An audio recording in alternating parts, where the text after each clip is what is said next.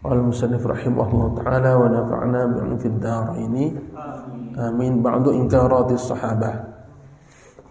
Bab tentang pengingkaran sahabat.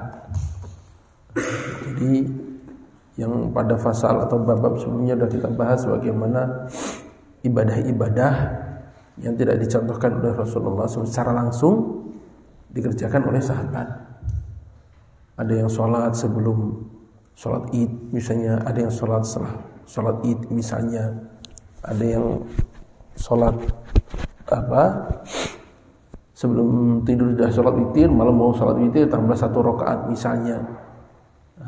Itu kan hadis tekstualnya nggak ada dari Rasulullah SAW. Itu dikerjakan oleh para sahabat. Nah, terus apakah dengan begitu lalu semuanya dibolehkan semau-maunya? Ya enggak juga, tetap ada batasannya. Makanya para sahabat menjadi contoh bagi kita. Batasan-batasan inilah yang jangan sampai kita langgar dalam tambahan ibadah. Innal ladzi ankaru sahabah wa thabata anhum syai'un katsira.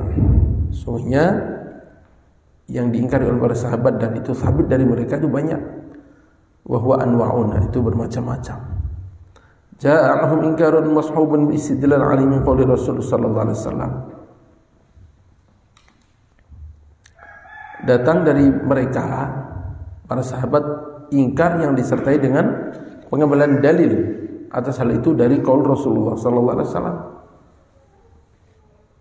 Bukan sekedar ingkar menurut pemikiran, tapi karena beliau tahu ada dalil yang menguatkan ingkarnya mereka. Ka ingkar Ibnu Umar 'ala alladzina ittakhadhu dha ruhin ghardan. Seperti ingkarnya Ibnu Umar radhiyallahu anhu atas orang-orang yang menjadikan hewan sebagai sasaran untuk latihan memanah, menembak. Latihannya mencari sasaran yang hewan bernyawa. Kan menantang gitu. Ya kalau barang berhenti itu kan ya biasa aja. Tapi bayangin burung lagi terbang dipanah kena, kan jago banget gitu. Berarti.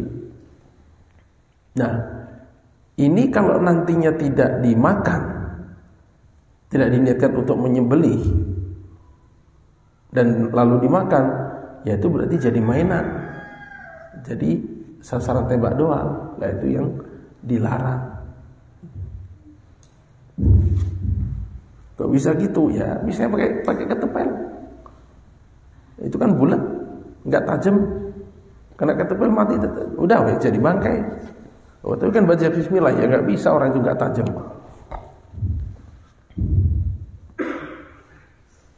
Faqala, maka beliau berkata, man fa'ala hadza? Siapa yang berbuat ini? La'ana Rasulullah sallallahu alaihi wasallam man fa'ala hadza, muttafaqun alaih. Rasulullah telah melaknat orang yang mengerjakan seperti ini. Nah, ini beliau langsung mendatangkan dalilnya. Ijlis.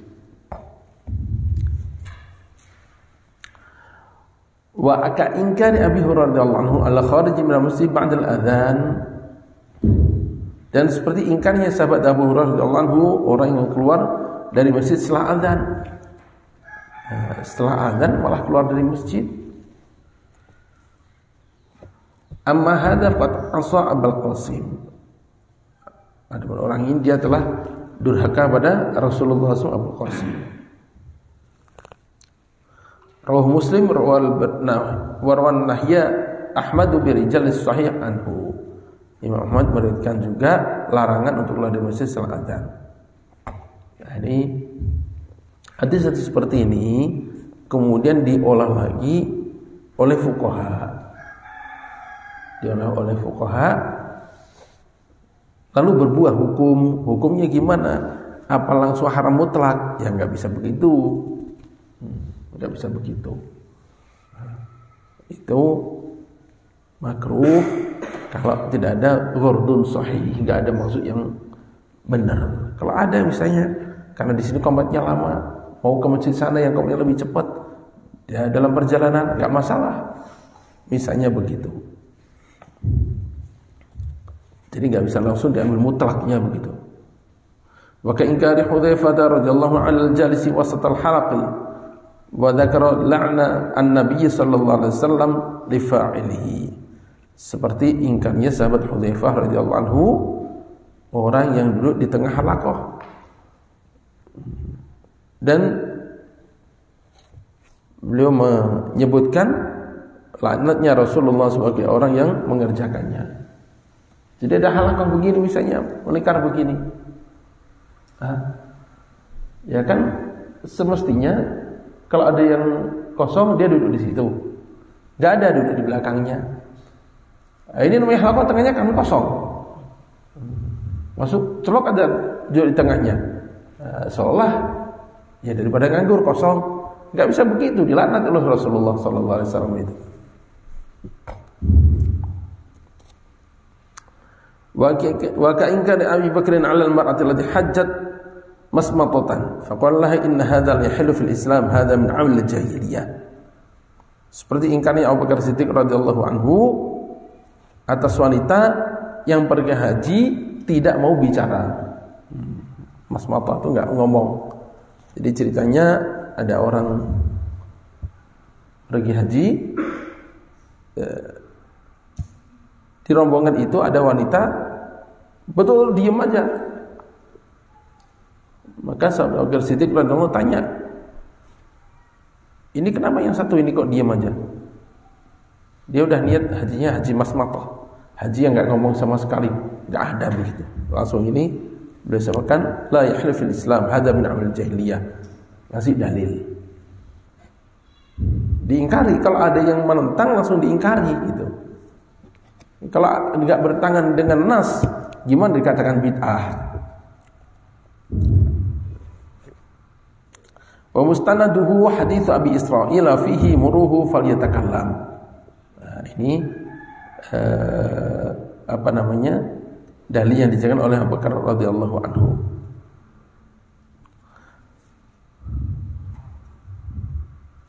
Wa Hisham bin Hakim عندما رأى الذين يعذبون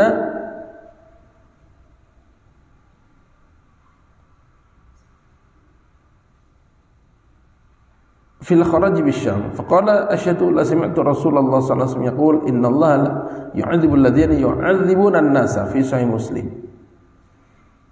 Hisham bin Hakim radhiyallahu anhu mengatakan, tatkala melihat ada orang-orang yang memberikan siksaan gara-gara urusan pajak di Syam, entah ini enggak bayar pajak atau bersalah dalam pengelolaan dan sebagainya, lalu disiksa. Maka beliau mengatakan, aku bersaksi sesungguhnya aku mendengar Rasulullah sallallahu alaihi wasallam bersabda, sesungguhnya Allah taala akan menyiksa orang-orang yang menyiksa manusia. Enggak boleh. Wa ka'ingkari ibn Abi Aufa ala qaribin lahu kana yakhdibu wa qala lahu inna rasulullah naha anhu. Thumma ghadbihi alaihi lamma 'awada al-khadafa wa halafa alla yakalmu hina istakhafa bi amri Rasul sallallahu alaihi wasallam. Seperti ingkarnya Abdullah bin Abi Aufa radhiyallahu anhu atas keluarganya yang dia main khadaf. Khadaf itu nyentil pakai kerikil gitu, pakai jari sentil pakai kerikil begitu. Itu dilarang oleh Rasulullah sallallahu alaihi wasallam, iseng yang berbahaya. Kalau kena mata bisa luka, kena kepala juga sakit. Dipakai berburu enggak bisa. Beda dengan manah langsung gitu atau menembak. Itu kan jelas manfaatnya. Apa? Untuk berburu, untuk berjihad, untuk berperang. Maka dibolehkan. Bahaya memanah. Dengan khadaf itu lebih bahaya mana? Khadaf kena paling luka, kalau kena mata misalnya sakit. Tapi enggak sampai meninggal dunia. Kalau panah kena jantung bisa meninggal dunia. Justru karena ini enggak jelas gunanya, itulah dilarang oleh Rasulullah SAW. Mana jelas gunanya, bisa untuk jihad, bisa untuk berburu. Ini berjihad pakai khadaf gitu. musuh disentilin pakai kerikil, diketawain itu. Untuk nyentil burung juga nggak mati. Nah, makanya Rasulullah melarang. Kemudian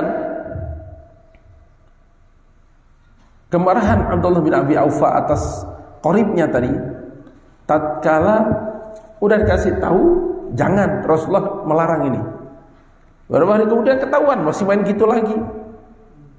Saking kesalnya Abdullah bin Abi Aufa radhiyallahu anhu, akhirnya beliau bersumpah gak akan ngajak ngomong lagi. Itu hukuman beliau. Hadis lain Rasulullah SAW melarang orang untuk gak bicara selama 3 hari. Tapi ini beliau janji, beliau bersumpah malah gak akan diajak ngomong. Betul, saya meninggalnya gak diajak ngomong. Kenapa? Karena dia bersalah telah meremehkan sunnah Rasulullah SAW.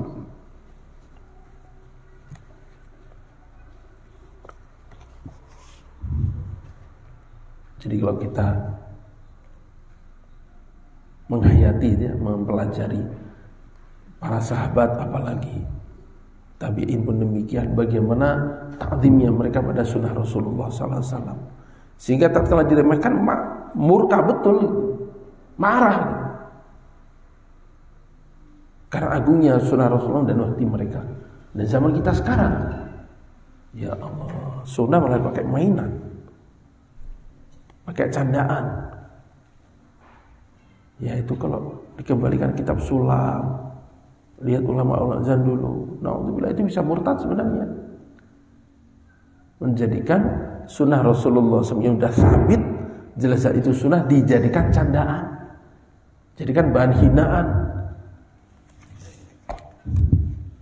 Kan kalau nggak salah pernah cerita itu, bagaimana seorang menteri pas disuguhin makanan dikasih labu, ini kesukaan Nabi ini, katanya labu, enggak, saya nggak suka, langsung dikui murtad itu, mau dihukum mati karena murtad dari Islam. Pasal dia meremehkan labu yang itu disebut kesukaan Rasulullah SAW. Sampai akhirnya disuruh syahadat lagi. Wa mithlu hadza katsirun laysa huwa min ghardina. Yang seperti ini banyak, kalau dikumpulin semua banyak banget, dan itu bukan maksud kitab ini.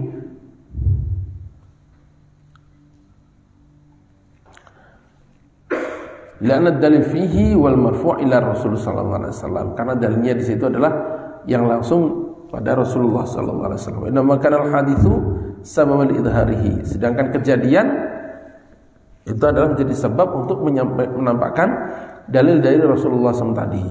Jadi bukan ijtihadnya sahabat, ingkarnya sahabat bukan karena ijtihad pribadi, tapi karena mengetahui adanya hadis dari Rasulullah SAW.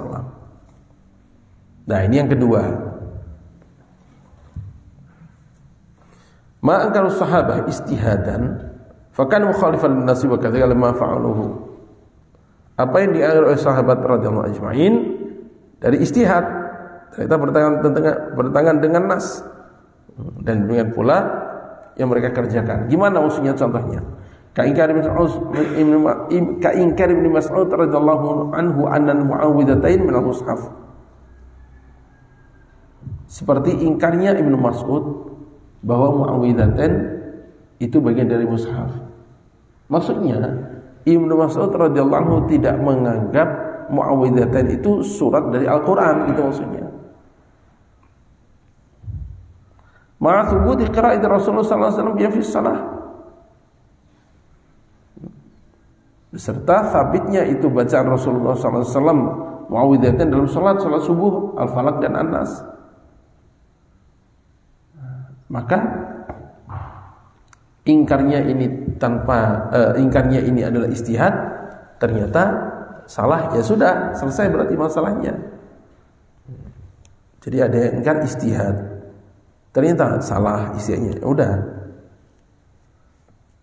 Wa itsbati sahabat lahum fil mushaf, dan bagaimana para sahabat menetapkan mu'awwidhatain dalam mushaf. Wa ingkarihi 'alal mustami'ina 'ala dzikri, seperti juga ingkarnya Ibnu Mas'ud pada orang-orang yang berkumpul untuk zikir.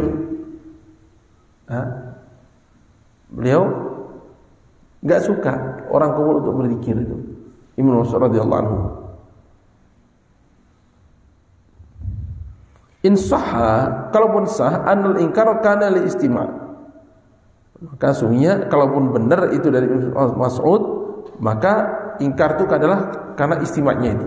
Wa sayati tahqiquhu, nanti ada bahasanya. Wa dzalika, kenapa kita enggak langsung terima ingkarnya itu? Di anna Rasul sallallahu alaihi wasallam, karena sungguhnya Rasulullah sallallahu alaihi wasallam fa'ala jama'atin, berdiri di dekat satu jamaah. Fabasyarahu, maka beliau beri kabar gembira pada mereka bi anna Allah yubahi bil malaikata wa qad sabaq. Allah taala membanggakan mereka depan malaikat dan sudah berlalu hadisnya ini. Kumpul berzikir, apa yang disalahkan? Kumpul berzikir disalahkan? Salahnya di mana? Orang Nabi sallallahu alaihi wasallam mengatakan bahwa malaikat bahwa Allah taala membanggakan orang-orang yang berkumpul untuk zikir ini atas di depan para malaikat, lalu disalahkan, dibid'ahkan.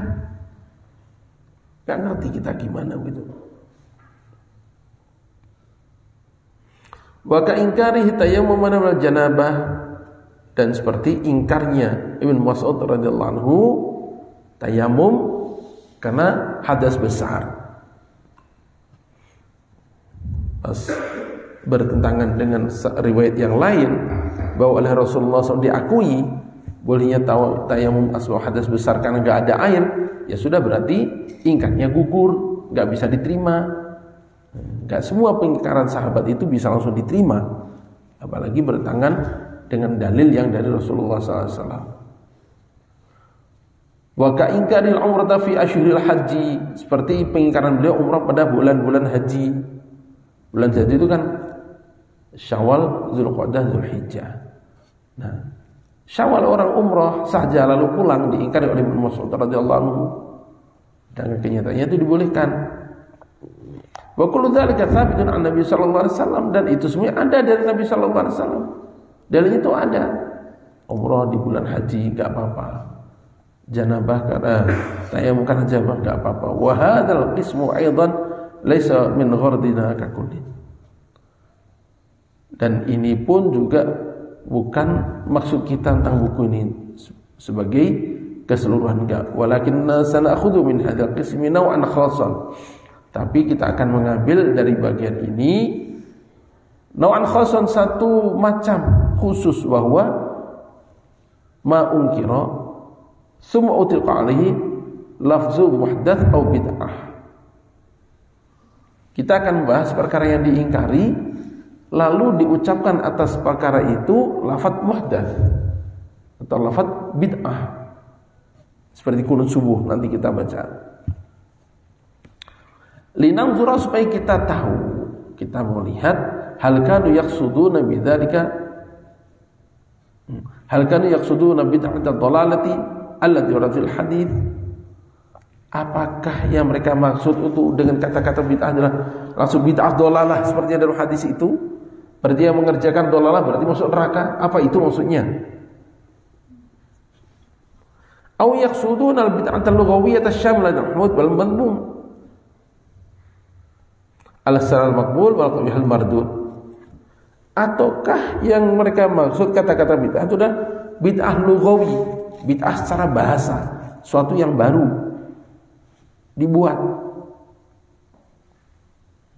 yang mencakup bid'ah yang mahmud, yang terpuji, wal madmum, yang tercela. Kok ada bid'ah terpuji? Udah banyak contohnya, udah kita bahas sebelumnya, tentang sholat, tentang wudu, macam-macam lah.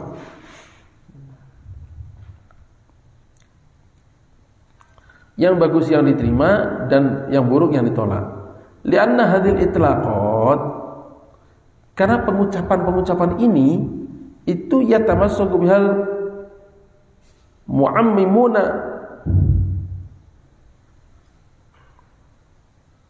karena pengucapan-pengucapan ini itu dipegang kuat oleh orang yang mengeneralisir, yang menganggap umum.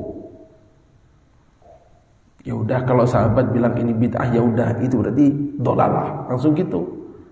Sehingga qunut subuh dhalalah, neraka. Wahya la mutamassaka fiha, dan itu tidak ada yang bisa dijadikan pegangan di dalamnya. Kata-kata itu nggak bisa dijadikan dalil untuk membid'ahkan secara keseluruhan. Kenapa? Liwujudil adillatil mu'arradati allati tuthbitu, karena adanya dalil-dalil yang bertangan yang menetapkan annal murada minha ghairu ma aradahul haditsul masyruh wal mufassar wal bayyan bi tariqat Rasulullah sallallahu alaihi wasallam. Bahwa yang dimaksud dari kata-kata muhdats, bid'ah itu bukan seperti yang dimaksudkan oleh hadis yang disyarahkan, hadis yang ditafsirkan yang sudah jelas, wal mubayyan yang dijelaskan dengan tariqat Rasulullah sallallahu alaihi wasallam wa sunnatihi wa sunnatul khulafa'i wa jumhurus sahabah.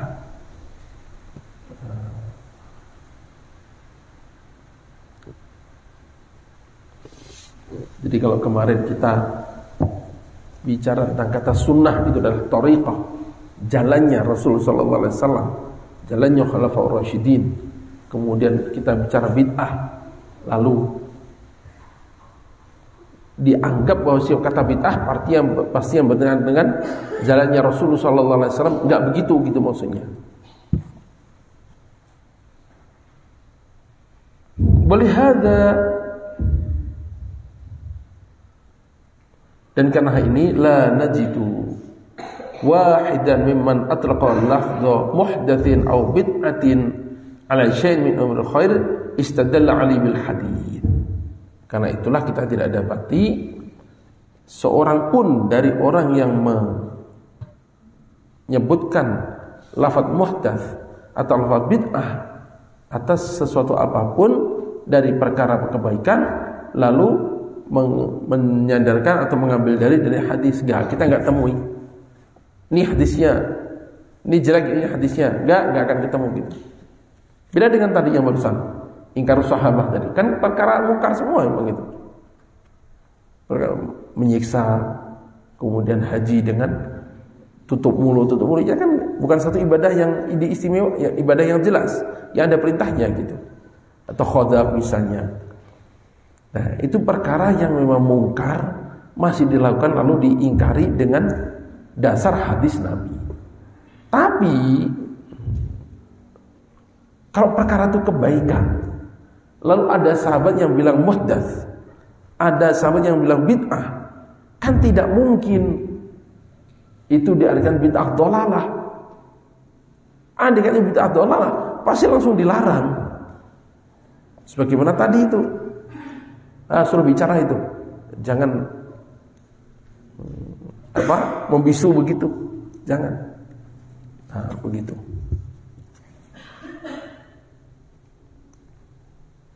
Walau arada dzalika lastadalla bi hadits Rasul sallallahu alaihi wasallam. Seandainya mereka menghendaki itu, bahwa dimaksud bid'ah adalah bid'ah dhalalah, yaitu di neraka, tentulah mereka akan mengambil dalil hadis Rasulullah SAW sebagaimana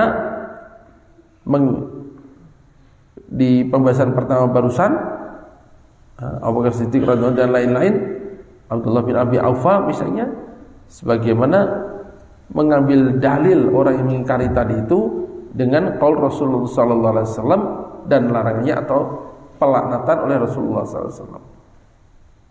Wa kama yastadil mubaddi'un al-yawma ala kulli khair bi'tibari muhdatsan bi hadzal hadits alladhi yasta'miluhu ahad min as-sahabah. Dan sebagaimana orang-orang yang tukang membid'ahkan hari ini, tukang membid'ahkan atas setiap kebaikan karena anggapan itu perkara baru, dengan hadis kullu bid'atun dhalalah kullu dhalalah finnar, hadis yang tidak digunakan oleh seorang pun dari sahabat, kecuali untuk perkara yang bertentangan dengan perkara yang disyariatkan, baru hadis ini dikeluarkan. Kama stadalla Qasim bin Muhammad Sebagaimana Imam Qasim bin Muhammad bin Abu Bakar radhiyallahu anhu, ala man athara ba'd ar-rawathah bi qala Rasulullah sallallahu alaihi wasallam ahdath fi amrina ma laysa minhu fa huwa raddun wa sabaqa takhrijuhu. Qasim termasuk fuqaha Madinah, 7 orang, di antaranya beliau ini yang mengingkari orang yang mengutamakan sebagian warisan, sebagian ahli waris. Mestinya ini sama, tapi karena faktor ini udahlah demikian nggak apa-apa. Nah, maka langsung Qasim nggak terima. Baru di situ beliau sebutkan hadis ini sebagai dalilnya. Man ahdatsa fi ma laysa minhu fa huwa raddun. Barang siapa membuat sesuatu yang baru dalam perkara kita ini, maka itu ditolak. Baru keluar hadis ini. Tapi kalau perkara-perkara kebaikan lalu oleh sahabat ini diingkari dan beliau tidak mengeluarkan dalil ini, maknanya itu bukan bid'ah yang harus diingkari, dijauhi, lalu dianggap mungkar, sesat gitu. Wala kama warada fihi lafdhu bid'atin aw muhdatsin min as-sahabah. Nah, ini kami katakan pada kalian riwayat yang di situ ada lafaz bid'ah atau muhdats dari sahabat. Satu, awal man atlaqa lafdha bid'atin min as-sahabah 'ala al-muhdatsi. Orang pertama yang menyebutkan kata bid'ah dari para sahabat ini 'ala al-muhdatsi, atas perkara yang baru dibuat. Huwa Umar bin Khattab al-Khalifatur Rasyid. Yani sahabat Umar bin Khattab radhiyallahu anhu termasuk Khulafaur Rasyidin. Wa hadithu al-Bukhari wa ghairihi qad sabaqa lafdhuhu fil qism ats-tsalits bi raqmi 6 wa qad fihi an salati tarawih ni'matul bid'atu hadhihi. Ni'matul bid'ah. Dalam hadis Bukhari, Muslim, hampir semua kutubus sittah ada ini. Dan ada lafadznya pada pembahasan ketiga kemarin, kelompok ketiga, yakni tentang tarawih. Lalu beliau berkata, ni'matul bid'ah, ini sebaik-baik bid'ah. Dan ini ada sebagian tukang membid'ahkan, saking fanatnya dengan hadis bid'ah sampai berani menyalahkan Sayyidina Umar. Akhirnya saya begitu, saking parahnya.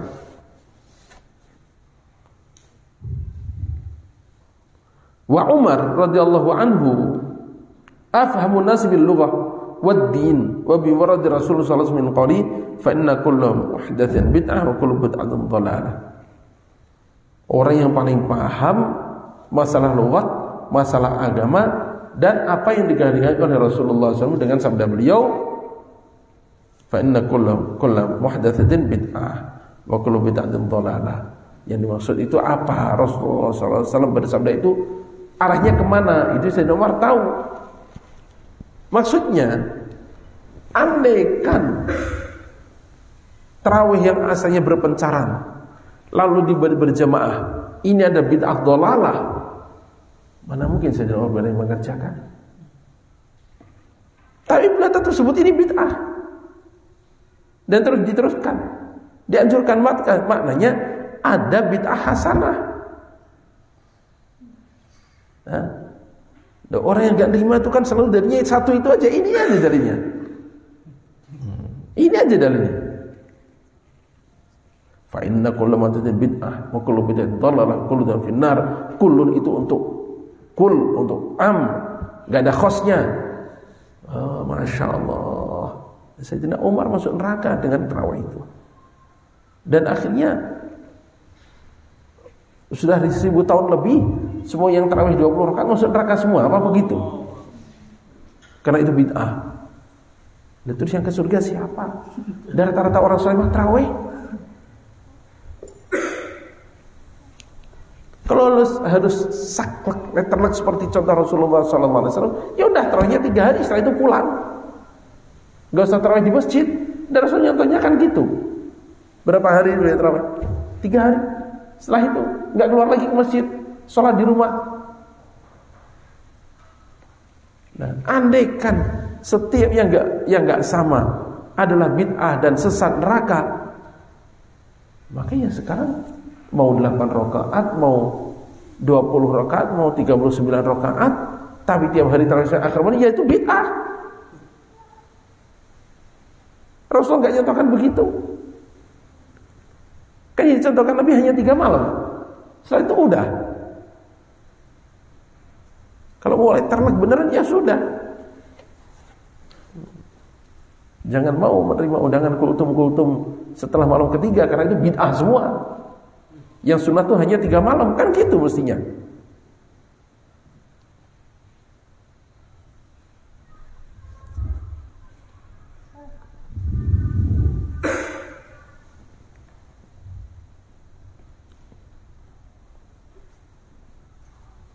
Faqala Umar ni'matul bid'atu, maka perkataan Sayyidina Umar, ni'matul bid'atu, sebaik-baik bid'ah, bisighatil madhi, dengan pilihan kata madh, pujian. Iku dalilun qati'un, itu dalil yang sudah pasti, ala annahu yara, bahwa sungguhnya beliau Umar bin Khattab punya pendapat, annama uhadditha min khair mimma syadul syar'u bit talab, sungguhnya perkara yang dari baru diadakan, minal khair berupa kebaikan, mimma yashadu syar'u lahu bit talab, yang disaksikan oleh syariat bagi perkara itu, bit talabi, ada perintah, wa in kana yusamma bid'atan, walaupun itu disebut bid'ah lughatan saluh lughat, iku laisa minal bid'atil muradati fil hadis, itu bukan termasuk bid'ah seperti yang dimaksudkan dalam hadis kutub bid'atun dhalalah kulluhatan finnar, enggak termasuk itu. Lu masa sih Umar bin Khattab radhiyallahu anhu, seorang yang oleh Rasulullah SAW dipuji, andaikan ada orang diangkat jadi nabi setelah beliau, maka Umarlah orangnya, lalu berani memuji perkara mungkar sebagai kebaikan, nikmat, itu pujian kebaikan itu. Hasbunallah wa ni'mal wakil.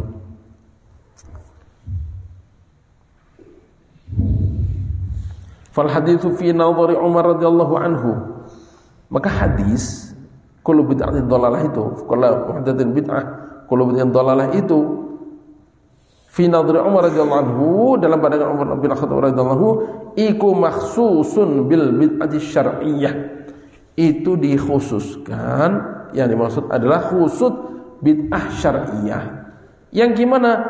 Al mukhalifah, yang bertentangan, lil masyru', pada yang disyariatkan, awil musadimah lin nas, atau bertabrakan dengan nas, teks hadis Rasulullah sallallahu alaihi wasallam, awil kharijah an syariatillah, atau yang keluar dari syariat Allah, baru itu masuk kullu bid'atin dhalalah.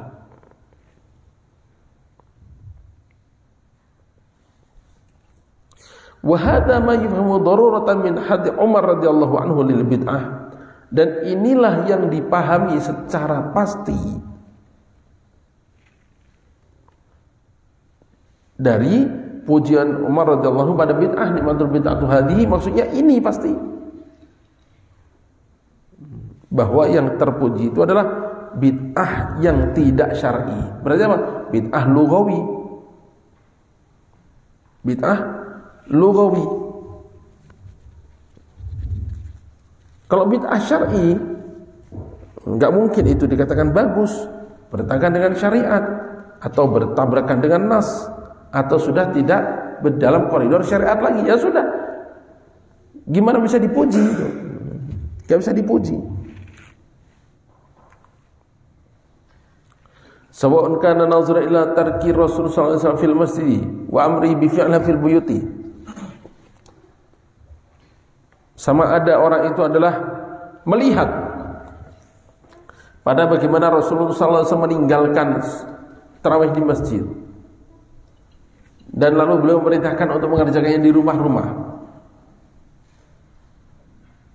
Am nadhara ila ma hadatha fi fi'liha awwal al-lail, ataukah dia memandang pada yang terjadi dari perbuatan Nabi sallallahu alaihi wasallam pada hari pertama, malam pertama, yakni beliau tarawih berjamaah.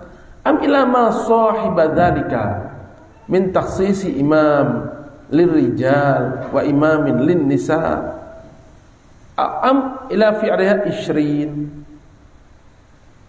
atau pada melihat pada perkara yang membaringi itu tadi, tarawih 20 rakaat tadi, yakni ditentukannya imam untuk laki-laki, imam untuk perempuan.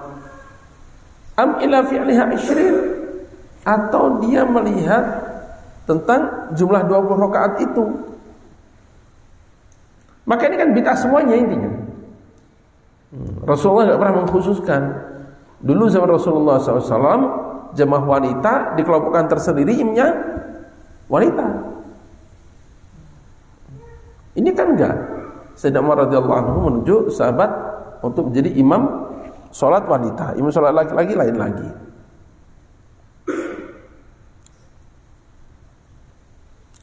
Am ila imamati ghairi imamil muslimin biha, atau melihat penentuan imam dari selain imam muslimin. Sedangkan waqad Rasulullah sallallahu alaihi wasallam bihim, sedangkan Nabi sallallahu alaihi wasallam ngasih contohnya beliau jadi imam.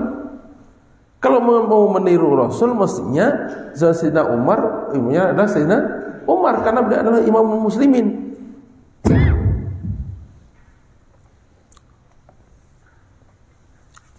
Am nazara ila dzalika kullihi, atau melihat itu semuanya, mau dipretelin satu-satu poin-poin yang dibuat baru, inovasi Sayyidina Umar bin Khattab radhiyallahu anhu kalau mau dibilang begitu. Sebab dalam satu peristiwa itu inovasinya banyak. Satu, tarawihnya bukan hanya 3 malam, tapi sebulan utuh, itu inovasi. Yang kedua, beliau menentukan imam laki-laki sendiri, imam perempuan sendiri, itu inovasi lain lagi. Atau beliau tentukan jumlahnya 20 rakaat, itu kan inovasi lain lagi. Sayyidah Aisyah radhiyallahu katakan Rasulullah sholatnya enggak pernah lebih dari 8 dan 3 11, maksimal 13 udah. Ini Sayyidina Umar 20. Apa mau dibilang ini ahli neraka?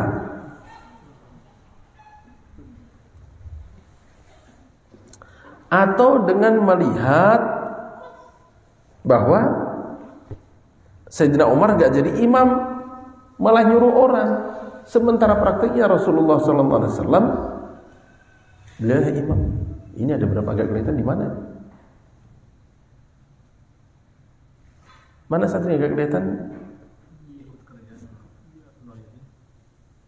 Karena tadi udah dibilangin, kerjanya di luar waktu ngaji.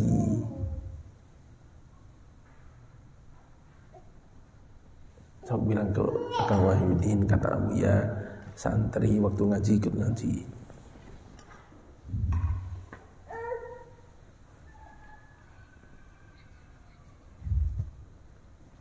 Bukan tidur, nggak ada yang tidur udah. Hah? Saya mana tadi, saya lupa gara-gara santri nggak ada.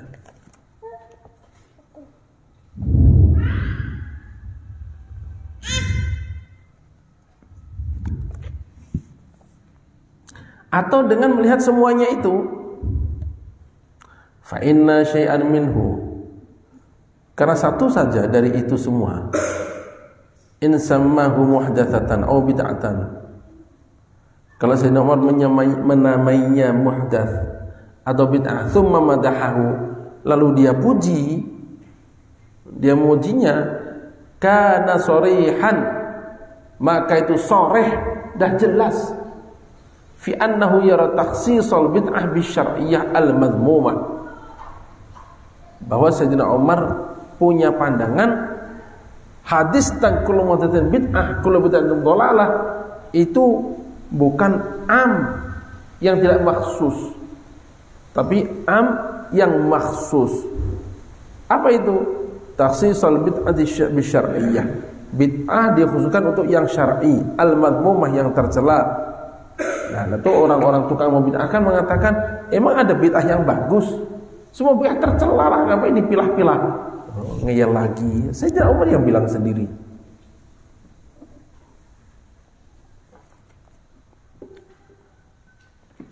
al-munafiyah lil masyru', yang bertentangan dengan yang disyariatkan.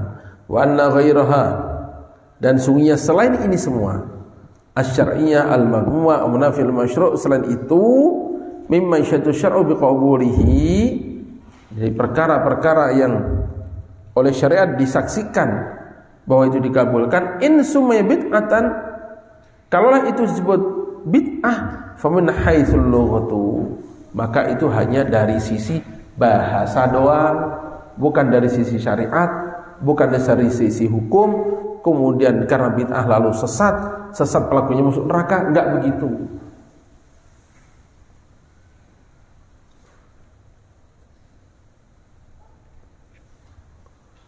Dan Nabi itu berpikir, yang Rasulullah SAW selalu sampaikan itu, basyiru wala tunaffiru, berikan kabar gembira, jangan buat orang ketakutan. Dan sekarang orang baru ngaji pertama kali langsung kasih tahu ini bid'ah neraka. Lah itu cara itu ikut Rasul juga gitu.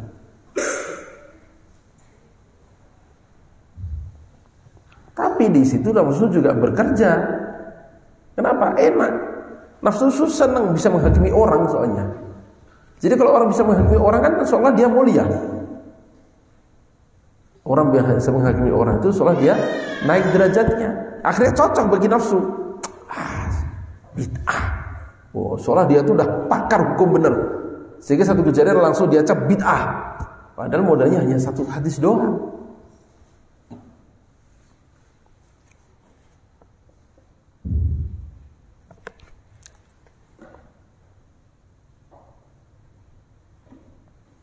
Wahiyya syamilatul lil mahmudi wal madmum, dan bid'ah min haitsul lughah itu mencakup yang mahmud dan yang madmum, yang terpuji dan yang tercela, itu semua tercakup dalam kata-kata bid'ah.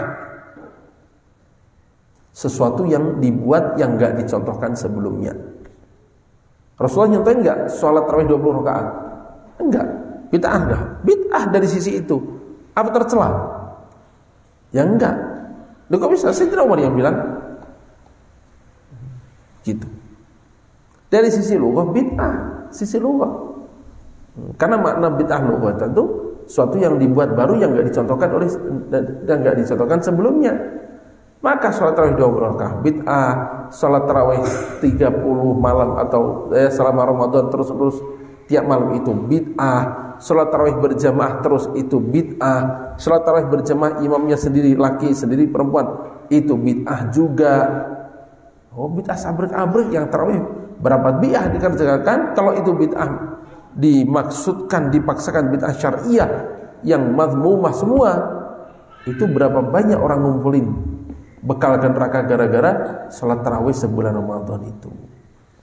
Lalu terus kira-kira umat Islam sebanyak ini yang pada malam pada waktu Ramadan mereka berbondong-bondong sholat, yang biasanya gak sholat pun ikut sholat, apa mau dibilang ke neraka semua? Lalu terus yang isi surga itu siapa kira-kira?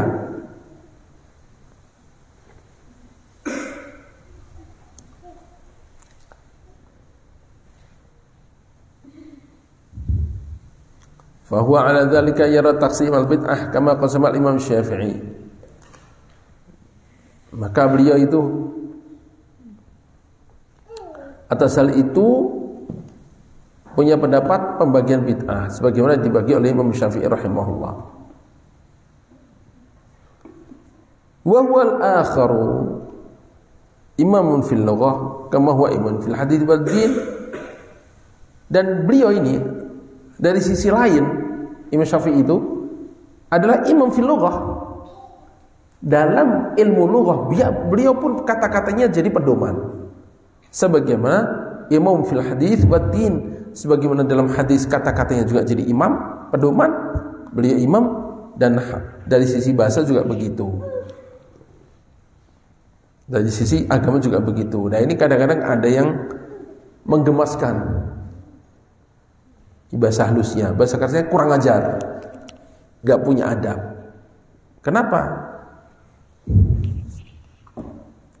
Tatkala saya Imam Syafi'i mengatakan ini gini, langsung dia apa? Hum rijal, nahnu rijal. Mereka laki-laki, kita juga laki-laki. Mereka punya pendapat, kita boleh punya pendapat. Oke. Itu kan dulu Imam Abu Hanifah yang begitu untuk komentar pada tabi'i yang lain. Itu sesama tabi'i satu level. Kalau bahasa anak muda sekarang, apple to apple itu perbandingannya. Dan sekarang yang ngomong itu mau dibandingin Imam Syafi'i, apanya yang mau dibandingin itu? Lalu dengan sombong mengatakan, hum rijal nahnu rijal. Mereka laki-laki, saya juga laki-laki. Dia bukan nabi, saya bukan nabi. Dia bukan sahabat, saya bukan sahabat. Berarti boleh saya menentang Imam Syafi'i. Lo siapa emangnya? Ente siapa? Hafal berapa hadis? Imam Syafi'i dan Imam hadis itu disebutnya hakim. Hakim itu man ahata bis sunnah, orang yang hampir menguasai semua hadis Nabi. Hakim Tirmidzi itu. Terus Imam Syafi'i itu hakim pangkatnya dalam ilmu hadis, bukan hanya mujtahid fikih. Dalam fikih beliau mujtahid, dalam hadis beliau sangat tinggi makomnya. Hakim. Kan ada muhaddis, ada hafidh. Hakim itu udah di atasnya lagi. Man ahata bisunnah, kalau dalam ta'rifnya ilmu mustalah hadis itu.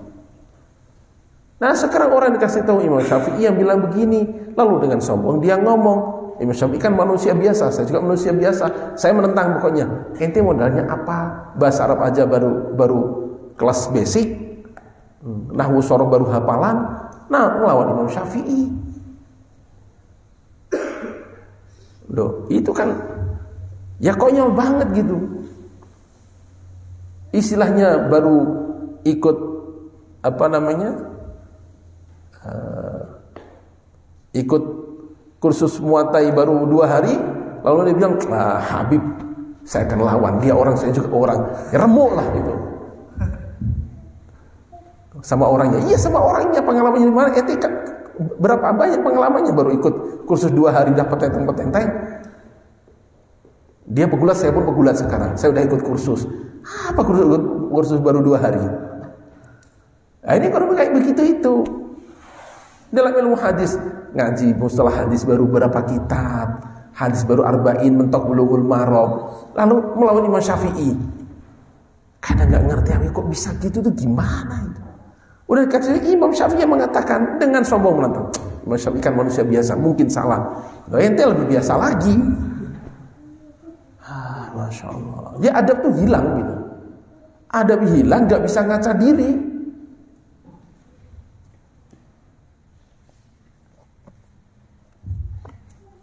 Wa ala kalami Umar, dan atas perkataan Sayyidina Umar itulah i'tamada Syafi'i. Imam Syafi'i rahimahullah menjadikan itu sebagai pegangan, bersandar Imam Syafi'i pada perkataan Sayyidina Umar. Wastadalla bihi, dan menjadikan itu sebagai dalil. Faqasamal bid'ata ila mahmudatin, maka beliau membagi bid'ah ila mahmudatin, pada yang mahmudah, wa alladhi tadrij aslin, itu yang termasuk atas satu dalil asal, bi talabiha, yang menyuruh mengerjakan perkara itu.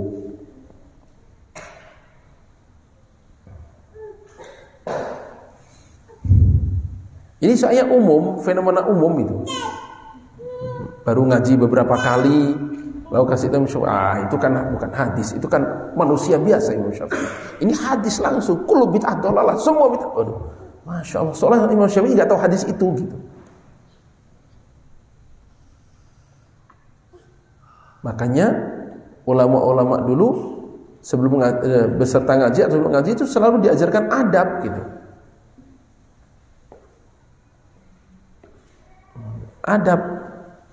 Ada muhaddis, ada mustami, ada taklim.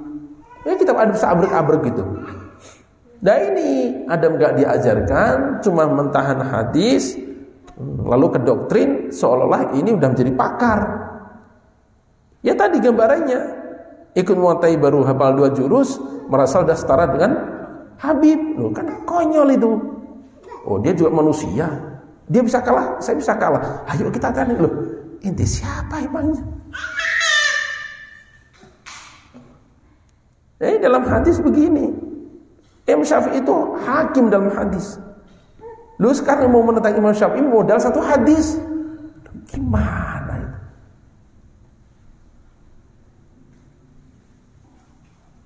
Imam Syafi'i kan manusia, guru saya juga manusia. Sama-sama manusia, bukan nabi. Saya ikut guru saya aja. Oke, ikut guru ente enggak apa-apa. Tapi kalau mau berpikir cerdas, coba guru ente bandingkan dengan Imam Syafi'i. Apa karyanya? Imam Syafi'i rahimahullah meninggalnya kan masih muda, umur 54 tahun meninggalnya, tapi karyanya sudah memenuhi dunia. Kitab Ar-Risalah, Masya Allah, kitab pertama yang disitulah usul fikih disusun secara sistematis jadi kitab. Kemudian kitab usul fikih semuanya menghidup pada kitab Ar-Risalah itu. Berapa jilid? Hanya satu jilid memang. Benar hanya satu jilid. Tapi itu betul-betul membuktikan kecerdasan Imam Syafi'i rahimahullah. Membuat fun, memunculkan satu disiplin ilmu baru namanya ilmu usul fikih. Kaidah sebelum itu ada berserakan di kitab-kitab fikih madzhab Hanafi, ada dikit-dikit. Tapi yang kemudian disusun secara sistematis itu baru Imam Syafi'i rahimahullah. Semua usul fikih yang kemudian berkembang sampai hari ini berhutang budi pada Imam Syafi'i. Itu baru satu fan. Usul fikihnya saja. Belum lagi fan-fan yang lain.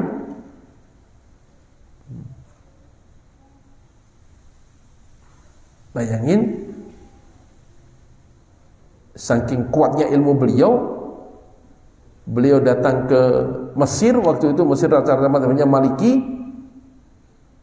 Sampai ulama Mesir ketakutan. Ulama Mesir ketakutan. Ketakutan kalau madzhab Maliki lenyap gara-gara datang Imam Syafi'i.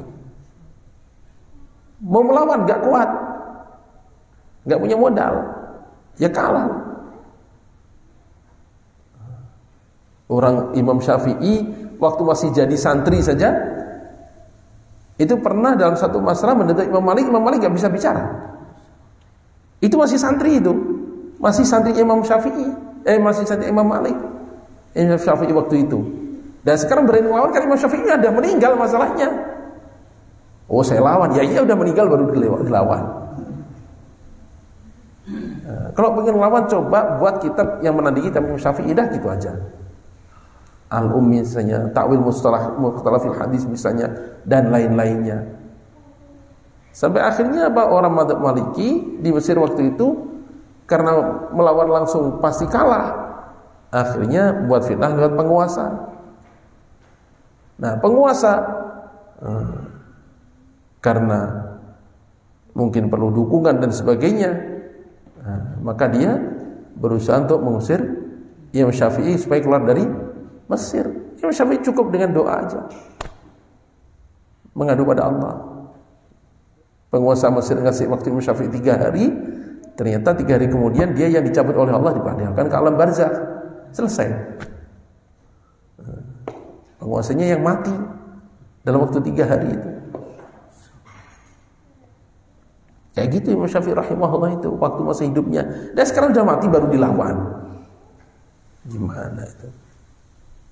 Ya itu kalau ibaratnya dalam dunia luar. Ya tadi ada yang baru belajar karate lalu dia bilang Bruce Lee lawan saya sikat. Ya iya udah mati. Dia udah mati, emangnya gak bisa apa-apa. Iya udah mati. Nah ini dikasih tahu ini Imam Syafi'i yang bagi bid'ah jadi 2. Waduh ya Allah. Ngomongnya pedes-pedes soalnya makanya Abi agak kesal itu karena ngomongnya pedes-pedes gitu. Ya kalau dibilang anak-anak baru kemarin sore bahasa Arab baru bisa belajar, hadis Bulughul Maram pun belum hatam. Dikasih tahu Imam Syafi'i, wah meremehkannya bukan main, itu kan manusia biasa. Itu kan orang yang mungkin salah. Emang ente bukan orang yang mungkin salah. Mungkin salah ente lebih parah daripada Imam Syafi'i. Masya Allah.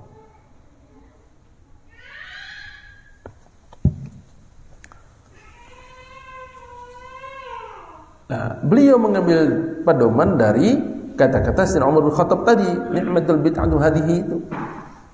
Dengan dalil itulah faqasamal bid'ata ila mahmudatin.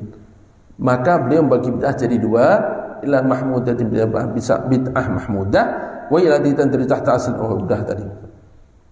Wa tusam bid'atan lughawiyat. Wa tusama dinamakan bid'atan lughawiyatan, bid'ah lughawi, walaysat muradatan. Wala mashmulatan bi hadits Rasul sallallahu alaihi wasallam, dan ini bukan yang dimaksud, bukan juga termasuk dalam kandungan hadis Rasulullah sallallahu alaihi wasallam kullu bid'atin dhalalah itu enggak termasuk itu. Kenapa? Li'anna tilka hiyal bid'atu syar'iyyah wa hiya madmumatun bi itlaq. Karena yang hadis kullu bid'atin dhalalah tadi itulah bid'ah syar'iyyah, dan itu semua ulama sepakat itu madmumah bi itlaq, mutlak, udah itu enggak ada perkecualian kalau yang itu mukhalifun syar'i itu. Nah, bedakannya gimana? Bedakannya tanya ulama itu. Dan ini ulama bukan ngaji hadis baru berapa hadis, lalu langsung menjadi hakim, menjadi tukang stempel bid'ah. Ya Allah.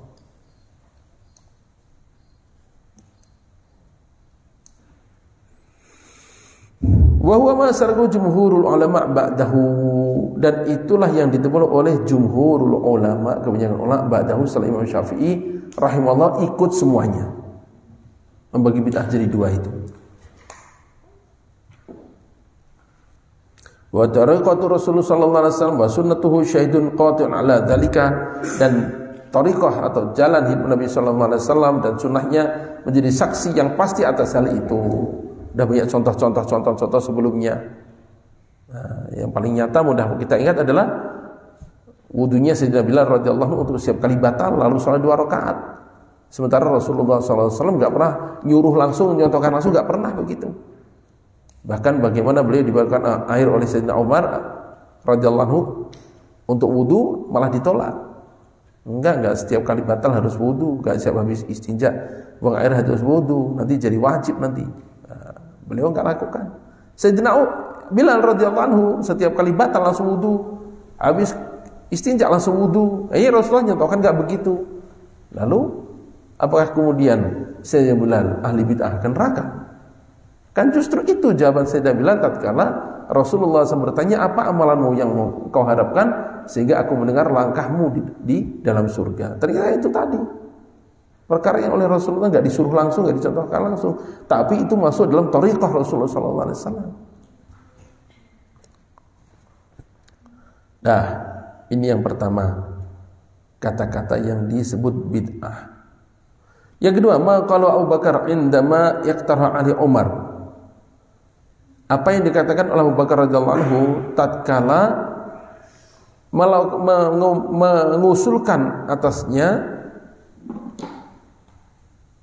sapa Sayyidina Umar radhiyallahu anhu mengusulkan pada Abu Bakar radhiyallahu anhu usul apa? Hifdzal Quran wa jam'ahu, untuk menjaga Quran dan mengumpulkannya. Apa jawab beliau? Kaifa naf'alu syai'an lam yaf'alhu Rasulullah? Bagaimana kita akan melakukan sesuatu yang tidak dikerjakan oleh Rasulullah sallallahu alaihi wasallam?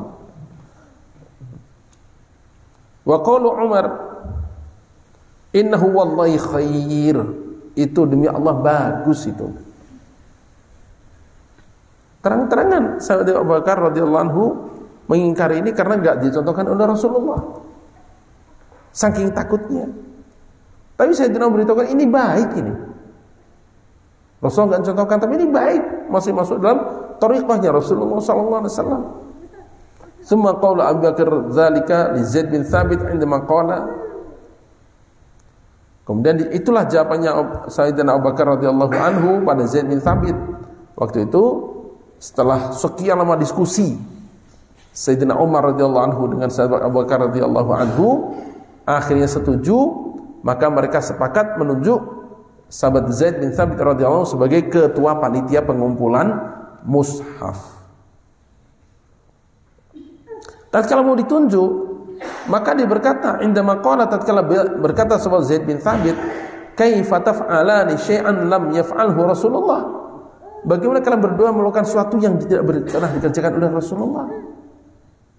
Faqala lahu Abu Bakar, wa wallahi khair. Itu demi Allah bagus itu. Loh, sekarang kita apa merasa lebih paham daripada Abu Bakar Siddiq radhiyallahu anhu? Ini Sayyidina Abu Bakar mengatakan ada perkara yang tidak dibuat Nabi itu paling bagus juga. Kan begitu letter-letternya. Ada perkara yang tidak dibuat Nabi tapi bagus. Sayyidina Abu Bakar Siddiq, Sayyidina Umar bin Khattab tidak mencarikan dalil bahwa Rasulullah pernah mengerjakan. Oh enggak, kata siapa? Enggak pernah. Rasulullah pernah. Enggak begitu. Enggak mencarikan dalil bahwa ini pernah dibuat. Justru ini menunjukkan bahwa beliau berdua mengakui ini enggak pernah dikerjakan oleh Nabi. Memang benar itu. Tapi wallahi khair, ini baik. Jadi ada perkara yang tidak dibuat Nabi tapi baik. Mereka tukang membid'ahkan selalu mengambil lafaz mirip Al-Quran, "Lau kana khairan lasabaquna ilaihi." Kalau itu bagus, tentu sahabat Rasulullah ngerjakan. Nabi SAW nggak ngerjakan berarti nggak baik. Ini Rasulullah SAW nggak mengerjakan. Oleh Sayyidina Abu Bakar dibilang baik, oleh Sayyidina Umar dibilang baik. Idzan, maka kalau begitu, fal khair, maka kebaikan huwal asas. Asalnya adalah kebaikan. Fama kana khairan, maka apapun yang itu baik. Tapi ada lanjutannya ya, ada lanjutannya. Tashhadun nususu lahu bidzalika. Disaksikan oleh nas-nas, dalil-dalil atas hal itu. Falaisa huwa al-bid'atul madhmumata fil haditsil mawsumata bid-dhalalah. Maka itu tidaklah bid'ah madhmumah yang dalam hadis disebut bid'ah dhalalah. Disebut dhalalah. Enggak termasuk itu. Enggak termasuk itu.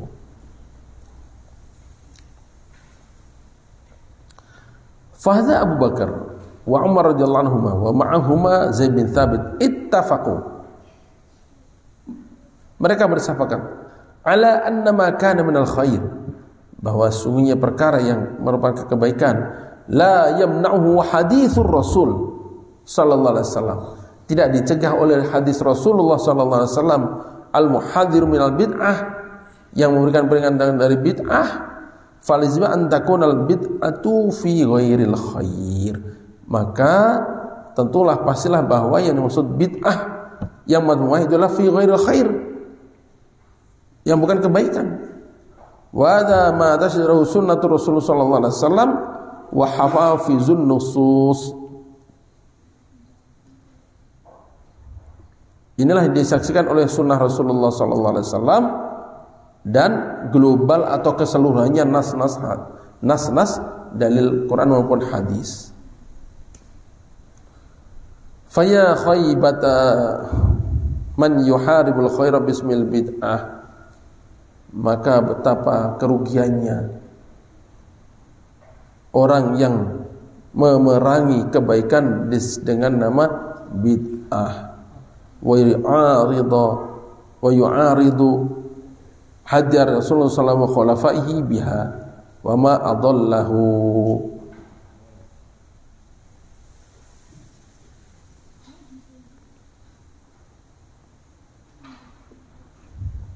Mereka menentang jalannya Rasulullah SAW dan para khalifahnya dengan apa? Biha, dengan nama bid'ah. Wa ma adallahu, dan betapa sesatnya. Gampang menyesatkan orang padahal tanpa sadar dia jadi yang sesat, karena menganggap sahabat sesat juga, menganggap ulama-ulama sesat, menganggap umat Islam semua sesat.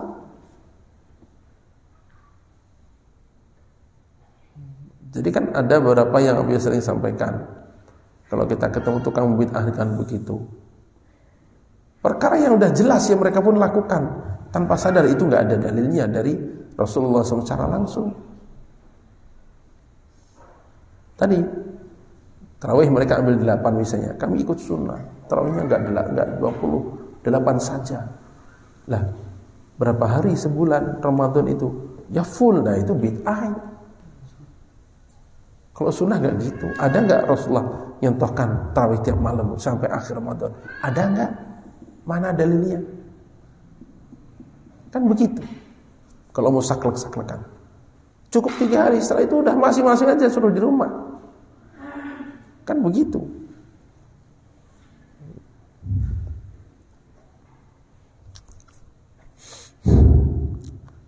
Nah, ini kedua. Yang ketiga, marwahul Bukhari. Hadis dari Imam Bukhari, an Ibnu Umar radhiyallahu anhu fi bab salat ad-duha. Dari Ibnu Umar radhiyallahu anhuma bab salat duha. An Mujahidin qala dakhaltu ana wa Urwatu bin Zubair al-masjidah. Fa idza Abdullah bin Umar jalisun ila hujrati Aisyah.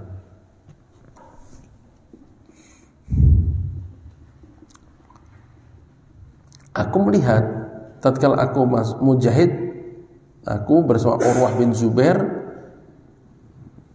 masuk ke Masjid Nabawi. Di situ ada Abdullah bin Umar sedang duduk ke arah kamar Siti Aisyah radhiyallahu anha. Sedang duduk di situ, mungkin tanya masail, mungkin tanya apa begitu. Dari balik tabir mendekat ke kamar Siti Aisyah radhiyallahu anha. Fa idza unasun yusalluna fil masjidi salat ad-duha. Aku lihat di situ orang-orang di masjid sedang salat duha. Qala Mujahid mengatakan fa asalnahu an salatihim, maka kami bertanya pada Abdullah bin Umar ini tentang salat mereka. Faqala, maka beliau menjawab bid'ah. Beliau jawab apa? Bid'ah.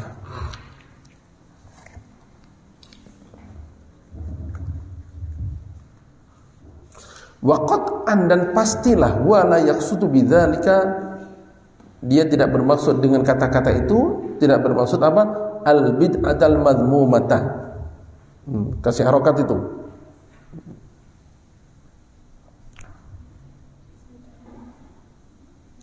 Dengan kata itu beliau tidak bermaksud bid'ah madhmumah, bukan. Bidadi annahu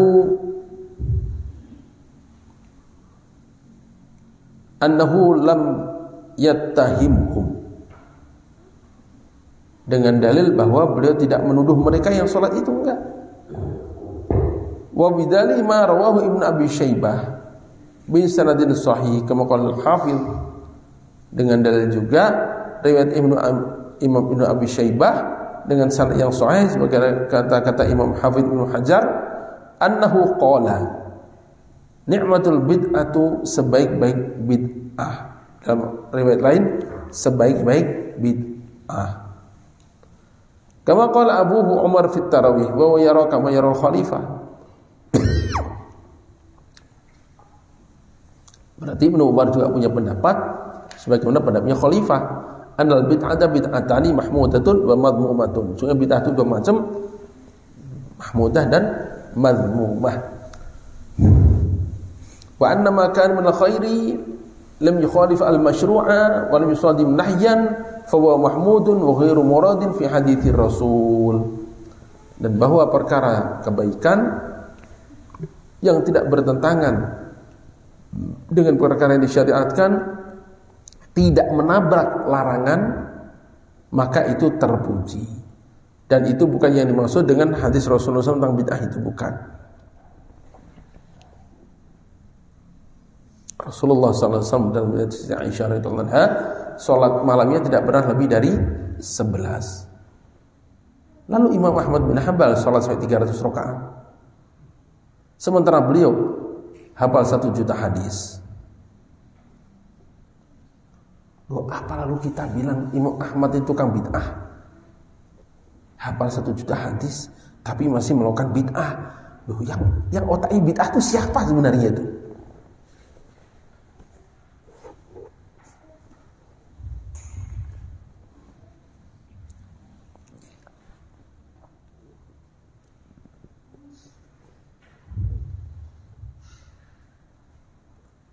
Jadi Ibnu Umar juga berpendapat begitu. Wa ala hadza, dan atas riwayat ini, fal haditsu, maka hadis kula madhhabil bid'ah itu fi nadrihi dalam pandangan Ibnu Umar iku makhsusun bil bid'ati syar'iyyah wa hiya bid'atud dhalalah. Itu dikhususkan dengan bid'ah syar'iyyah, itulah bid'ah dhalalah al-musadimah linnas, yang menabrak nas, awil mukhalifah lil masyru', atau berdatangan dengan yang disyariatkan. Kama hiya sunnatur Rasul sallallahu alaihi wasallam fi qabuli mithli dzalika fil khair. Sebagaimana itulah jalannya Rasulullah SAW dan thariqah beliau untuk menerima semacam hal itu dalam kebaikan, asal enggak bertentangan dengan nas, enggak menabrak syariat, ya udah. Sehingga tadi Imam Ahmad bin Hanbal salat lailnya qiyamul lail sampai 300 rakaat. Imam Ali Zainul Abidin qiyamul lailnya sampai 1000 rakaat. Masa sih mau dibilang itu tukang bid'ah gara-gara nambah-nambahi yang enggak dikerjakan oleh Nabi? Duh, gampang banget membid'ah-bid'ahkan orang itu, Mas. Duh, enggak ada santrinya. Hah? Dari atas, dari nyari bambu. Allah Akbar. Wa qad rawa Abdul Razzaq bi sanadin sahihin kama qala al-Hafidz. Imam Abdul Razzaq dalam musannafnya dengan sanad sahih sebagaimana kata-kata Habib Ibnu Hajar, apa anna Ibnu Umar qala anha laqad qata Utsman wa ma ahadun yusammihuha wa ma ahdatha an-nasu syai'an habba ilayya minha. Nah, ini lebih jelas lagi ini tentang salat duha ini. Ibnu Umar radhiyallahu anhu berpendapat Utsman bin Affan radhiyallahu dibunuh dan tidak ada seorang pun yang mengerjakan salat duha waktu itu. Dan tidaklah orang-orang membuat perkara baru apapun bentuknya yang lebih aku sukai daripada salat duha.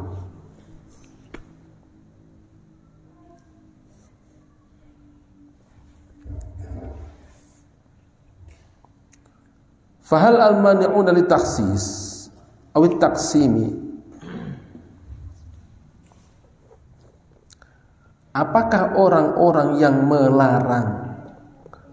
melarang taksis bahwa itu khusus bid'ah syariah, aw at-taqsim bahwa bid'ah itu ada dua, mahmud dan madmum, iku afhamu lebih paham bidinillahi tentang agama Allah, wa afhamu dan lebih paham bil lughati dengan bahasa, wa bima aradahu Rasul sallallahu alaihi wasallam dan tentang apa yang dikatakan oleh Rasulullah SAW, lebih paham daripada min Abi Bakar wa Umar wa Ibnu Umar. Apakah dia lebih paham daripada mereka bertiga ini? Lebih ngerti hadis Nabi, lebih ngerti maksud Nabi, lebih paham bahasa kata-kata bid'ah daripada beliau bertiga? Allahumma la, pasti tidak, enggak mungkin itu. Lakinnahul wali'u bitabdi'i, tapi dia itu adalah orang yang sudah keranjingan tabdi', keranjingan membid'ahkan. Wali itu orang yang tergila-gila, orang yang sudah kesengsem, tergila-gila untuk membid'ahkan. Wal jahdu bi sunnati Rasulullah sallallahu alaihi wasallam, itu adalah jahil pada sunnah Nabi sallallahu alaihi wasallam dan jalan beliau.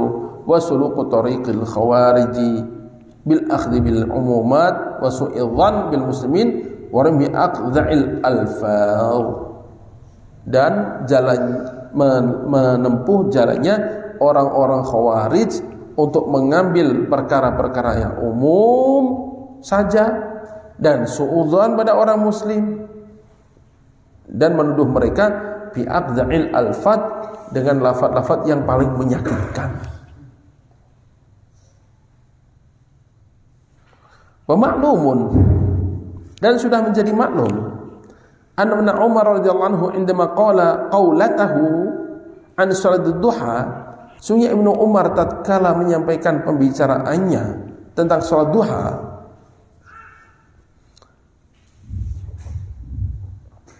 la ya'lamu anna syari'a raghaba fiha aw raghaba fi fi'li fil masjid, tidak punya pandangan, tidak mengetahui bahwa sungguhnya syari' yakni Rasulullah SAW mentarghib duha atau dan mentarghib juga untuk mengerjakannya di masjid. Seandainya beliau tahu dalilnya sholat duha, nggak mungkin bilang bid'ah. Seandainya beliau tahu dalilnya Rasulullah SAW nyuruh duha di masjid, nggak mungkin bilang bid'ah. Maknanya beliau tidak mengetahui dalil bahwa Rasulullah SAW nyuruh sholat duha atau nyuruh sholat duhanya di masjid. Makanya beliau bilang bid'ah. Wa illa lama atraqa alaihi lafdhu bid'atin. Tentulah dia tidak akan mengucapkan kata bid'ah. Li'annahu yutlaqu lughatan ala kulli muhdatsin. Karena kata bid'ah ini diucapkan secara lughat atas setiap perkara yang baru dibuat, inovasi. Sawa'un kana fil khair aw fi syarri, sama ada itu untuk kebaikan maupun keburukan. Fal lughawiyyatu syamilatu lil mahmud wal madmum. Maka secara lughawi ini mencakup yang terpuji dan yang tercela. Waqad qala, dan beliau telah betul berkata, ni'matul bid'atu, sebaik-baik bid'ah. Wa qala ma ahdatsan nasu syai'an habba ilayya minha. Tidaklah manusia membuat sesuatu yang baru, perkara yang baru yang lebih aku sukai daripada sholat duha di masjid ini. Wa hadza yu'akkidu ma assalnahu. Dan ini menguatkan apa yang kita letakkan dasarnya, yakni min taqsimil bid'atil lughawiyyati,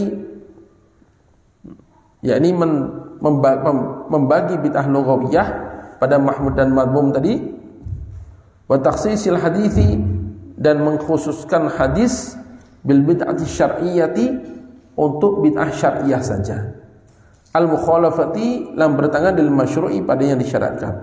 Li'anna Rasul sallallahu alaihi wasallam, karena sungguhnya Rasulullah sallallahu alaihi wasallam, kama taqulu sayyidah Aisyah radhiyallahu anha, sebagaimana Sayyidah Aisyah mengatakan, qad yad'ul amala bi syai'i wa fi'luhu ahabu ilaihi. Terkadang beliau meninggalkan untuk mengerjakan sesuatu, padahal wa fi'luhu, pengerjaannya itu ahabu ilaihi, lebih beliau sukai, tapi ditinggalkan juga, enggak dikerjakan. Kalau tanya lebih suka mana? Lebih suka dikerjakan, tapi kenyataannya beliau enggak kerjakan. Kenapa? Laikai la yustanna bihi, laikai la yastanna bihin nasu fayufrada alaihi, supaya orang-orang tidak menjadikan itu sebagai panutannya, yang nanti bisa berakibat itu diwajibkan atas mereka. Itu yang dikhawatirkan Nabi, makanya tidak beliau kerjakan. Au fayathqula alaihim, atau menjadi berat atas mereka. Wa kana yuhibbu ma khaffa 'alan nas, dan beliau menyukai perkara yang ringan atas orang-orang. Wal haditsu muttafaqun, hadits muttafaq alaihi wa maknahu ahaditsu ukhra, masih banyak hadis-hadis lain semakna itu. Walil munasabati, dan karena kesesuaian, nuhibbu an nurida ma yuthbitu shalat ad-duha wa fi'laha fil masjid. Dan untuk berhubungan ada tadi nyinggung masalah salat duha, kita ingin katakan dalil-dalil sekarang yang menetapkan salat duha itu ada perintahnya, wa fi'laha fil masjid, dan mengerjakannya di masjid juga ada dalilnya. Wa huwa ma khafiya 'ala Ibnu Umar, dan itu yang tidak diketahui oleh Ibnu Umar radhiyallahu anhu. Aw lam yakhfa 'alaihi walakinahu atraqa lahu bid'ati alma lam yakun ma'mulan fi waqti sallallahu alaihi wasallam wa kana muraghaban fihi. Atau hadis itu tidak sama atas beliau, beliau tahu juga hadis itu. Hanya saja walakinahu atraqa lafdzal bid'ati, beliau menggunakan lafaz bid'ah ala ma lam yakun ma'mulan fi waqti sallallahu alaihi wasallam, pada perkara yang tidak biasa dikerjakan rame-rame secara umum di waktu Rasulullah SAW. Wa in kana muraghaban fi, walaupun itu ditarghib atau dianjurkan, karena enggak biasa dibuat, maka beliau sebut bid'ah juga. Padahal itu ada dalilnya. Dia ada dua kemungkinan. Kemudian pertama, beliau belum mendengar hadis tentang duha. Kemudian kedua, beliau sudah tahu hadis duha, cuman umat sebelum itu enggak pernah rame-rame sholat duha begitu. Nah ini kok rame-rame begitu, bid'ah baru, tapi bagus. Nah, sekarang dalilnya salat duha. Hadis Abu Hurairah radhiyallahu anhu, "Ausani khalili bisalasin." Aku diberi wasiat oleh kasihku dengan 3 perkara. Bisyami salasati ayyamin min kulli syahrin. Puasa 3 hari tiap bulan. Wa raka'atayid duha, 2 rakaat salat duha. Wan udir qablan anama, dan aku salat witirnya sebelum aku tidur. Muttafaqun alaih. Lihat hadisnya sahih.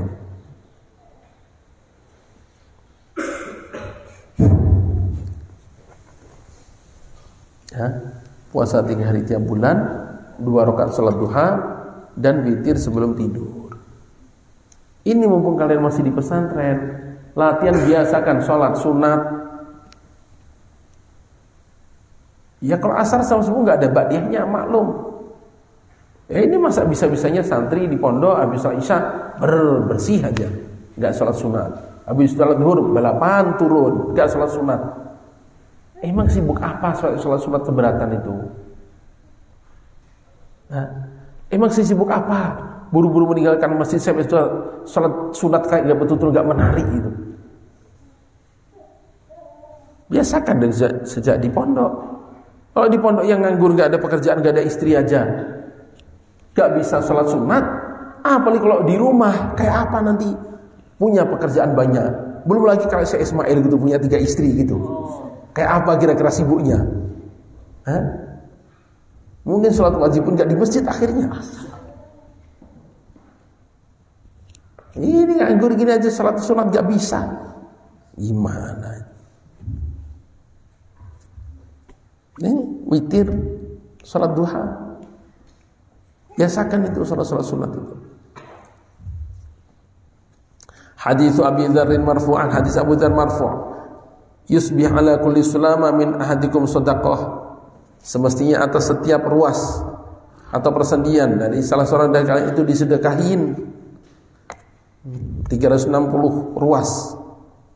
Berarti tiap hari idenya sedekah sampai 360 kali. Fakullu tasbihatin sedekah, maka setiap tasbih itu sedekah. Wa kullu tahmidatin sedekah, setiap tahmid sedekah. Wa kullu takbiratin sedekah, setiap takbir sedekah.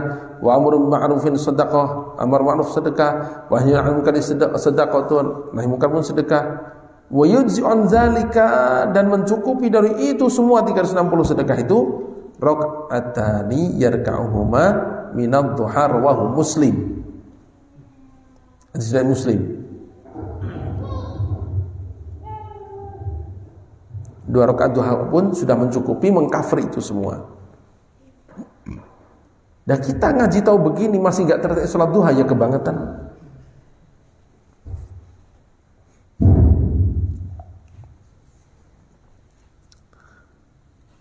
Ketiga, wa Aisyah radhiyallahu anha qalat kana Rasulullah sallallahu alaihi wasallam min ad-duha arba'an wa yazidu ma syaa Allah. Rasulullah sallallahu alaihi wasallam biasa mengerjakan salat duha itu 4 rakaat. Dan beliau tambah juga, Masya Allah, yang Allah kehendaki. Gak tahu tambahnya berapa lagi. Cuman yang rutin betul itu 4 rakaat. Kerjakan makanya ini.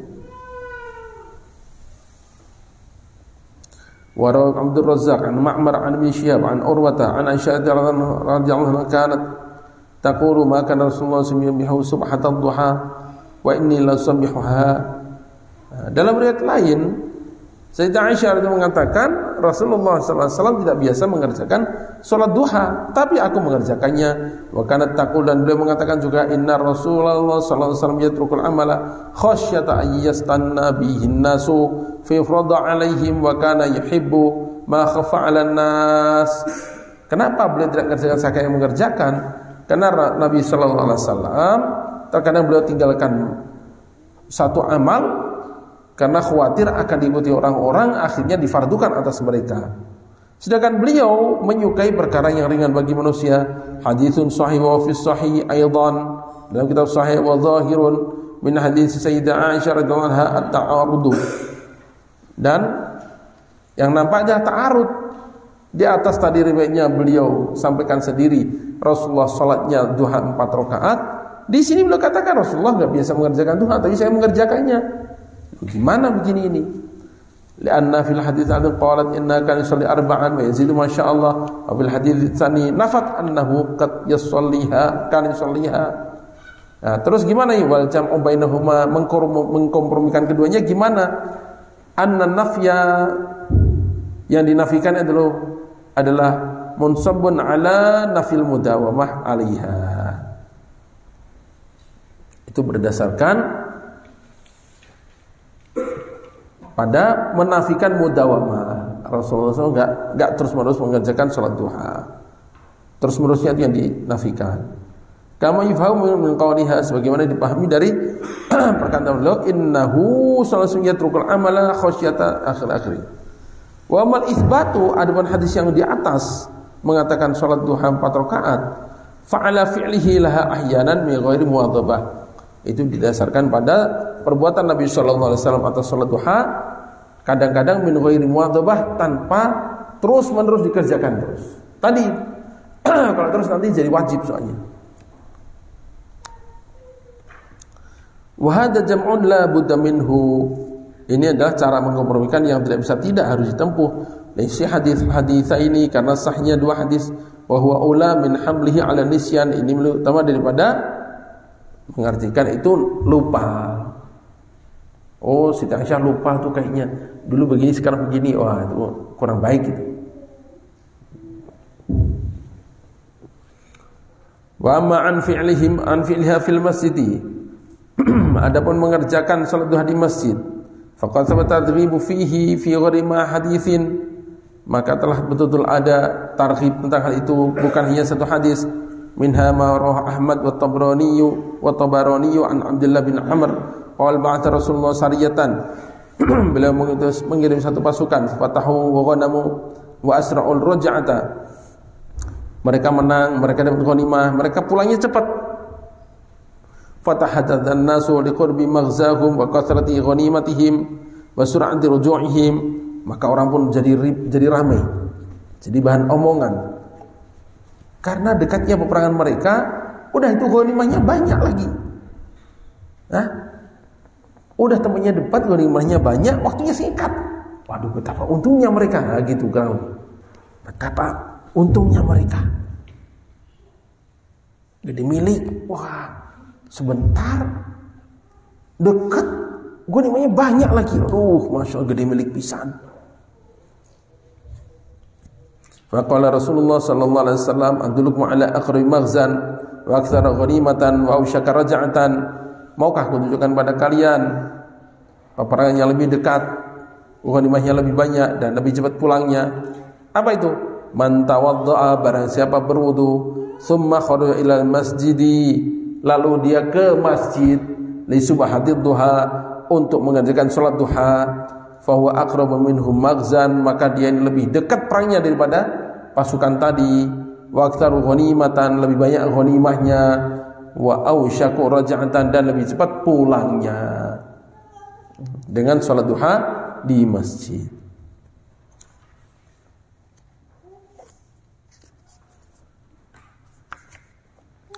Qala al-Hafiz al-Mundhiri fi Targhib wa Tarhib, rawahu Ahmad bin Sa'id fi Ibnu Lahiyah wa Tabarani bi isnadin jayyid, wa rawahu al-Bazzar bin Hibban fi sahihihi. Wa qad bayyana al-Bazzar, Imam Bazzar telah menjelaskan, anna ar-rajula Abu Bakar, sungguhnya rajul yang dalam rijal hadis itu adalah Abu Bakar. Wa rawa hadzal haditsa at-Tirmidzi an Umar fil da'awat, wa rawahu Abu Ya'la an Abi Hurairah, wal haditsu an thalathati min sahabah Ibni Umar wa Abi Hurairah. Ini 3 orang sahabat yang meriwayatkan hadis ini, hadis tentang salat duha di masjid lebih dari orang yang berangkat perang tadi. Siapa? Sahabat Ibnu Amr, bukan Ibnu Umar. Abdullah bin Amr bin As, Umar bin Khattab dan Abu Hurairah radhiyallahu anhu. Akhraj Abu Dawud an Abi Umammah marfu'an, man kharaja min baitihi mutatahhiran, barang siapa keluar dari rumahnya dalam keadaan bersuci, ila salatin maktubatin, menuju salat yang diwajibkan, fajru ka ajri hajil muhrimi, maka pahalanya seperti orang yang pergi haji, yang ihram haji. Wa an kharaja ila tasbihid duha, nah ini hadis lain. Salat lain. Dan barang siapa keluar ke masjid untuk salat duha, la yansibuhu illa iyyahu, tidak menegakkannya kecuali untuk salat duha, fa ajruhu ka ajril mu'tamir, maka pahalanya seperti pahala orang yang umroh. Salat duha, sengaja wudu berangkat ke masjid untuk salat duha, dapat pahala umroh.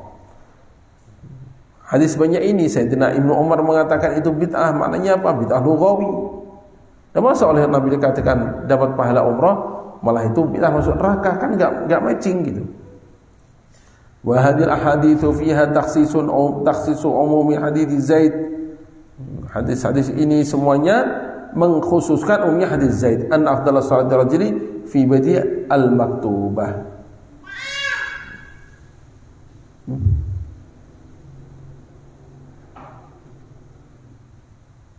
Ini kayaknya kurang ini. An afdalus salati rajuli fi baitihi illa al-maktubah, kecuali salat maktubah. Ada ilahnya tuh insyaallah. Jangan di tengahnya ya, pinggirnya. Sungguhnya salat paling utama, salat laki-laki yang paling utama adalah di rumahnya illal maktubatan, kecuali salat maktubah, maka itu utamanya di masjid. Kalau secara lafaz ini semua salat-salat afdalnya di rumah. Hanya salat wajib yang afdalnya di masjid, kecuali salat duha tadi. Ada tarwih khusus, ada ajaran khusus bahwa itu dikerjakan juga di masjid. Wallahu a'lam.